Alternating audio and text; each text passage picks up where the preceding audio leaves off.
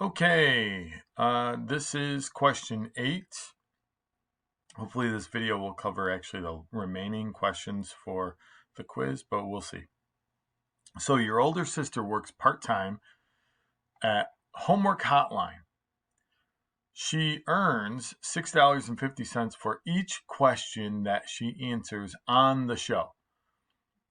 So this is like a show that kids can call into and get help with their questions.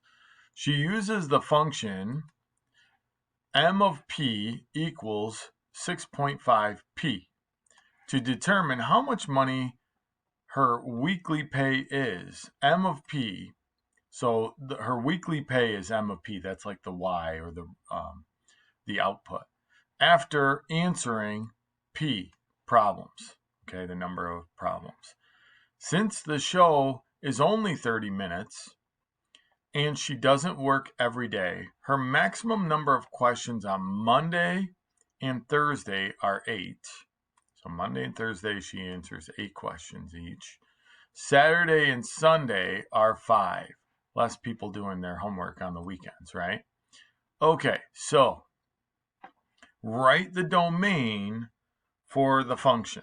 All right, so remember, the domain means the x values, right? So domain is the x values.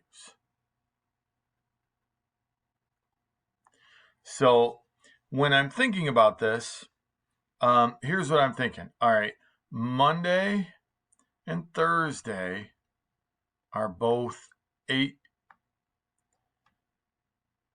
questions each. And then Saturday and Sunday are both 5 questions each. So if I get a grand total, 8 plus 8 is 16, plus 10 is 26 for the total number of questions, right?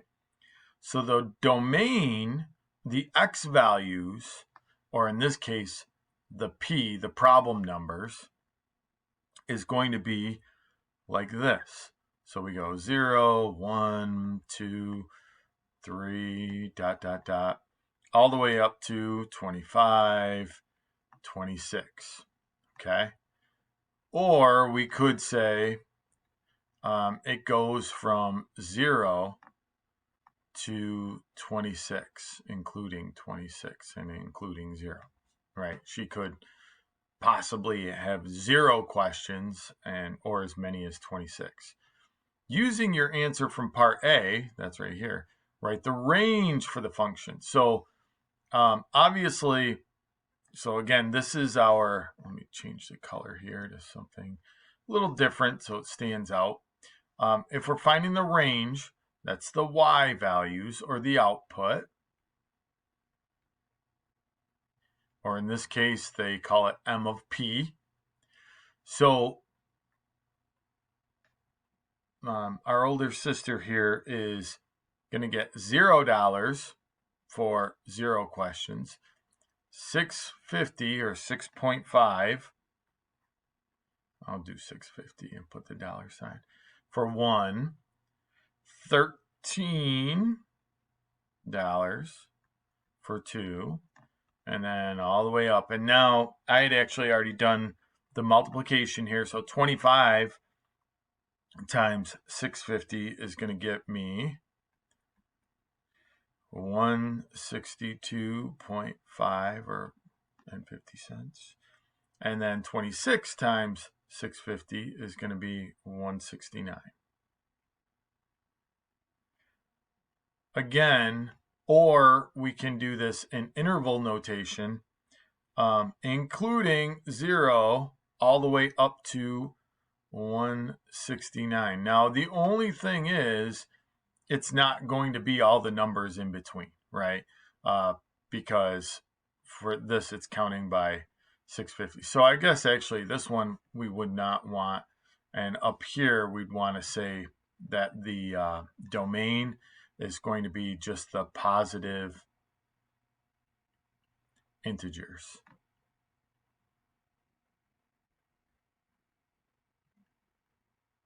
only. So Now, the last question, determine the value of m of 7 and explain using the context of the problem. So I take my formula, well, actually, our older sister's formula. Let me switch it to red here. And it's m of p equals 6.5 p. So I'm replacing p with 7. So m of 7 equals 6.5 times 7. Okay, do that math. M of 7 equals 45.5. Okay, what does this mean? This means she answered 7 questions.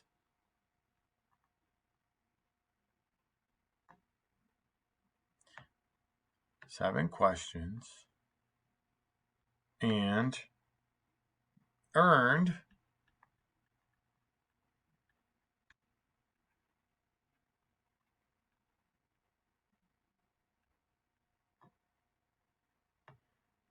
$45.50. A lot of times students get confused by this part here. Explain using the context of the problem. Basically, what does that mean? What does your answer mean? If we're talking about a word problem and it's got all this information, how does our answer fit with what this problem is? Okay. All right. So that's it for question 8. All right. Question 9. Graph the function f of x equals x squared minus 8x plus 12 over the domain 0, 7. And notice they're square brackets, meaning we're including 0 and 7. So actually really like this question because I think, so first of all, remember, we're talking about the x values. This is a great way of seeing what we're talking about with, this kind of notation. All right. So we're talking about the x values. All right, so they give us from 0 all the way up to 7.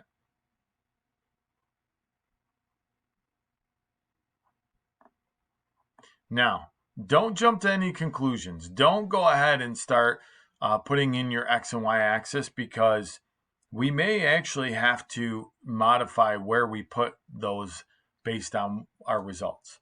I could substitute each value in and find my y value for all of these. And actually, if I do the first one, plug in 0. 0 squared is 0 minus 8 times 0, which is 0, plus 12. That one is easy. That's actually my y-intercept. And actually, since I know that it's going to be 12, I already know that if I put this halfway, I might not have enough room. So my x-axis is going to have to be a little bit lower to give me enough room to fit 12 on there. But let's go ahead and I'm going to pull up this graphing calculator. So it's a tool, use it. It's going to help you. So I go to y equals, and now I'm going to type in my formula. So x, that's the button next to the alpha. You can actually see the very first thing on there says x. So x. Now hit the x squared button to get to the second power. Minus 8x, there's that button again, plus 12. Dun, dun, dun. And just like that, we have our equation. Now, I just hit enter so that it stores it in there and everything's ready. If I hit graph, it's going to show me what it looks like. So first off, I've got a sense of what it's going to look like once I plot those points. But here's the key. Second, graph gives me my table. Now, I don't need all of these values. I just need from 0, that's here, down to 7, and the values that go with it. Now, I already wrote them down because this is a computer. I've got to switch screens, so you won't be able to see them, but I'm going to copy them all down for you. So 1 was 5, so 1, 5, 2, 0, 3, negative 3, so I'm going into the negatives, 4, negative 4, 5, negative 3. Now this is where it starts to go back up. 6, 0, and 7, 5. Okay, so this is our lowest point, our minimum. Okay, and that's something that will come up at some point as well. Okay, so I'm going to go to my drawing tool here, my line tool. So it probably would be okay. I'm going to scooch this a little bit over to the left. Oh, probably needed to make that a little bit thicker. Let's try 6. Let's try again. Undo that. Whoa, that's a little bit too much. No, you know what? I kind of like it. And then the x-axis needs to be a little bit lower than the center to give me enough room to remember. I got to go up to 12. Okay. So let's see. We're doing okay. So 0, 12. So 1, 2, 3. Well, let me pick a different color. 1, 2, 3, 4, 5, 6, 10, 11, 12. Oh, look at that. Just fits. So 0, 12. 1, 5. 1, 2, 5. And then I've got 2, 0. That's here. 3, negative 3. 2, 3. 4, negative 4. Now what's nice is when this starts to come back up, basically you got to go over one and then just line it up with the next one. Now we stop at 7, 5. So I think that's right there. Yep. Now I'm going to connect this as best as I can.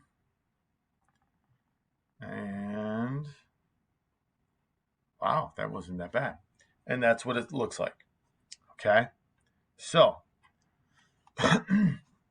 part B, given the domain of 0 is less than x, less than or equal to x is less, state the range of this function. So here is our domain from 0 to 7.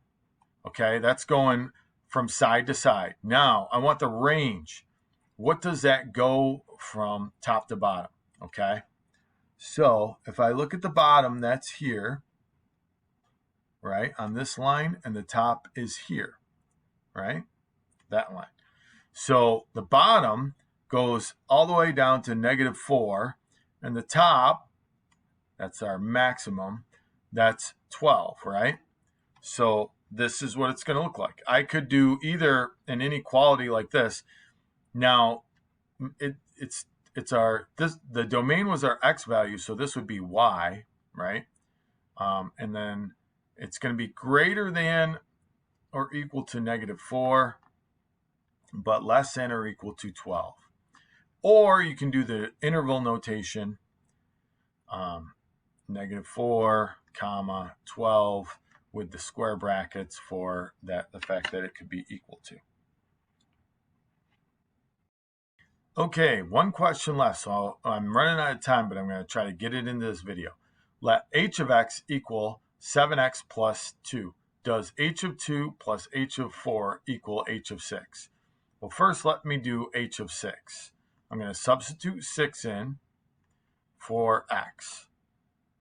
And what do I get? It's 42 plus 2, which is 44. So that's h of 6. Okay. So now let me see, what do I get when I substitute 2 in? 7 times 2 plus 2, which is 14.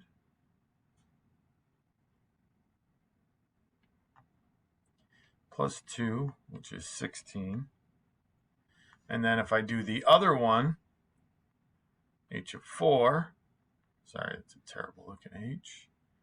7 times 4 plus 2, which is 28, plus 2, which is 30.